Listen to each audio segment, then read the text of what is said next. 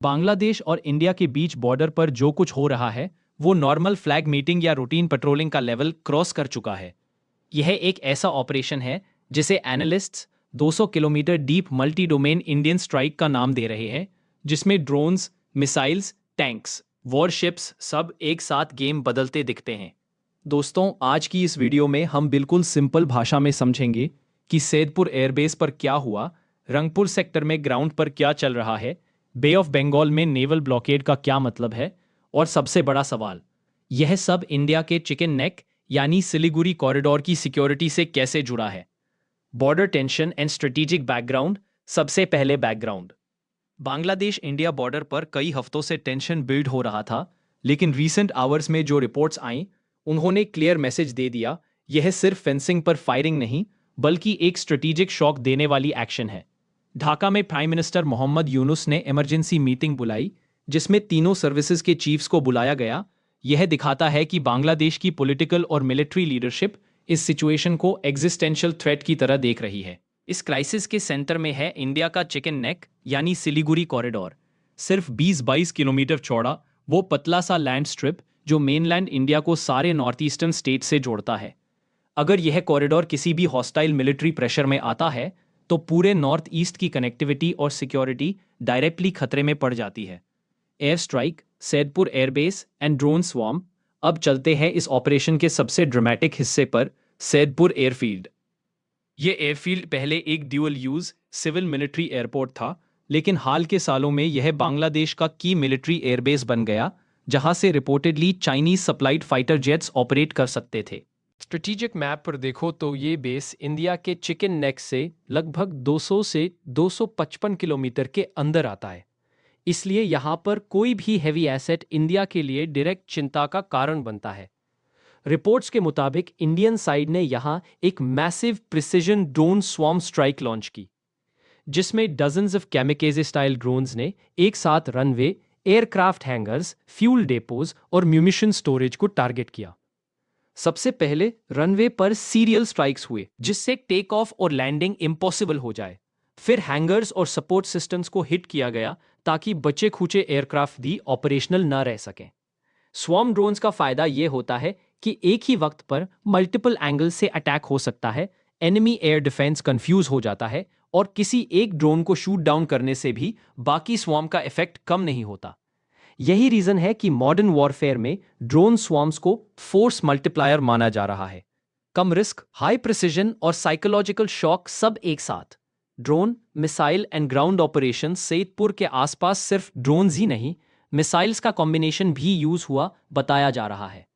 Drones ने primary targets, runway, hangers, fuel lines को hit किया, जबकि प्रिसिजन मिसाइल्स का रोल था एयर डिफेंस रैडार्स, कमांड पोस्ट्स और कम्युनिकेशन नोड्स को न्यूट्रलाइज करना, ताकि बांग्लादेश अपनी एयर रिस्पॉन्स को इफेक्टिवली कोऑर्डिनेट ही ना कर पाए। ग्राउंड लेवल पर फोकस था रंगपुर सेक्टर पर, जो चिकन नेक के सबसे करीब बांग्लादेशी डिविजन्स का एरिया है। यहाँ रिपोर्टेडली 3 मेजर डिविजन्स को इंडियन साइड ने डायरेक्टली प्रेशर में डाला। बॉर्डर के पैरेलल टैंक्स की मोबिलाइजेशन, आर्टिलरी गन्स की डिप्लॉयमेंट और इन्फेंट्री कॉलम्स की फॉरवर्ड मूवमेंट के थ्रू।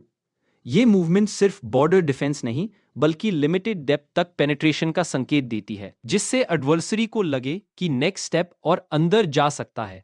इस एरिया के around 12 heavily fortified check posts identify किए गए, जिनको नॉन स्टैंडर्ड पोस्ट्स बोला जा रहा है, यानी ऑफिशियली नॉर्मल बॉर्डर पोस्ट लेकिन allegedly insurgent support, cross border smuggling या एंटी इंडिया एक्टिविटीज के लिए यूज होते रहे।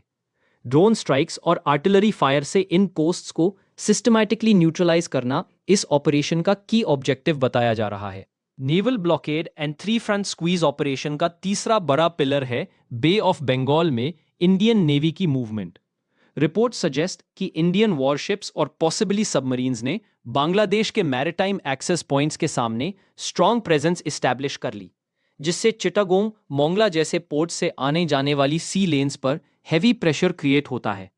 टेक्निकल सेंस में फुल लीगल ब्लॉकेड तब होता है जब ऑफिशियल अनाउंसमेंट हो, लेकिन प्रैक्टिकल ग्राउंड पर यह एक टाइट नेवल स्क्वीज जैसा लगता है।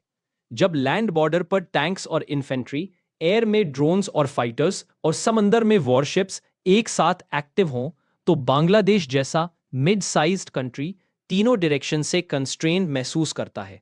इसका डायरेक्ट असर सिर्फ मिलिट्री पर नहीं बल्कि fuel supply, import export trade और ओवरऑल इकोनॉमी पर पड़ सकता है, जो ढाका की पॉलिटिकल नेगोशिएशन पोजीशन को और कमजोर कर देता है। Strategic objectives and political messaging. अगर ऑब्जेक्टिव्स को सिंपल भाषा में समझें तो इंडियन साइड के सामने कुछ कोर गोल्स दिखते हैं। पहला, चिकन नेक को किसी भी एनसर्कलमेंट या प्रेशर से बचाना, इसलिए सईदपुर जैसा फॉरवर्ड एयरबेस और रंगपुर के डिविजन्स ऑपरेशन का प्राइम टारगेट बने। दूसरा, इंडिया का यह नैरेटिव पुश करना कि बांग्लादेश की जमीन का यूज हो रहा है इंडिया के माइनॉरिटीज पर अटैक्स या एंटी इंडिया प्लॉट्स के लिए, जिसको रोकने के लिए डायरेक्ट हार्ड पावर दिखाना जरूरी हो गया। तीसरा ऑब्जेक्टिव है सो कॉल्ड हॉस्टाइल नेटवर्क्स, चाहे वो इंसर्जेंट कैंप्स हों, कोवर्ट चेक पोस्ट हों या क्रॉस बॉर्डर टेरर लॉजिस्टिक्स हों, उनको क्विकली डिसरप्ट करना ताकि फ्यूचर में इंडिया को टू फ्रंट प्रेशर, वेस्ट पर पाकिस्तान, ईस्ट पर बांग्लादेश प्लस सपोर्टर्स फेस ना करना पड़े। और चौथा, एक क्लियर स्ट्रेटेजिक मैसेज देना कि इंडिया अब सिर्फ डिप्लोमेटिक प्रोटेस्ट लेटर नहीं लिखेगा बल्कि लैंड, एयर, सी तीनों डोमेन्स में कोऑर्डिनेटेड एक्शन ले सकता है। पॉलिटिकली ढाका में इमरजेंसी मीटिंग्स, मिलिट्री लीडरशिप में इंटरनल डिसएग्रीमेंट और इंटरनेशनल कम्युनिटी की calls for restraint type reactions दिखते हैं, लेकिन अब तक किसी मेजर पावर ने ओपनली बांग्लादेश के फेवर में हार्ड सपोर्ट नहीं दी। इंडिया के लिए यह फेवरेबल डिप्लोमेटिक टेरेन है जहां वो अपनी सिक्योरिटी कंसर्न्स को हाईलाइट करते हुए कंपैरेटिवली कम इंटरनेशनल बैकलैश फेस करता है। Timeline and big picture timeline देखो तो पैटर्न क्लियर है। पहले रंगपुर सेक्टर के आसपास लिमिटेड रेडियस में ड्रोन सर्वेलेंस और प्रोबिंग स्ट्राइक्स, फिर ऑपरेशन का रेडियस 200 से 250 किलोमीटर तक एक्सपैंड, जिसमें 3rd डिवीजन और 12 चेक पोस्ट भी शामिल हो गए। इसके बाद सीक्वेंशियल ड्रोन वेव्स ने सईदपुर एयरफील्ड को रनवे डिस्ट्रॉयड स्टेटस तक पहुंचा दिया और ऑलमोस्ट पैरेलल विंडो में इंडियन नेवी के वॉरशिप्स बे ऑफ बंगाल में एक्टिव दिखाई दी। ये पूरा सिनारियो एक चीज क्लियर करता है, रीजन अब प्योरली डिप्लोमेटिक स्टेटमेंट्स के दौर से आगे निकल चुका है। अब गेम है इंटीग्रेटेड मिलिट्री प्रेशर का, जहां बैटलफील्ड, सी लेन्स और इंफॉर्मेशन स्पेस तीनों पर नैरेटिव्स लड़े जा रहे हैं। इंडिया के लिए यह एक मौका है अपनी ड्रोन कैपेबिलिटी, नेवल रीच और स्ट्रेटेजिक रिजॉल्व दिखाने का, और बांग्लादेश के लिए यह सर्वाइवल प्लस प्रेस्टीज का टफेस्ट टेस्ट बन सकता है। क्लोजिंग लाइन के रूप में व्यूअर्स से एक सवाल, क्या आगे सिचुएशन डी एस्केलेट होगी या यह क्राइसिस साउथ एशिया की next long term fault line बन जाएगी?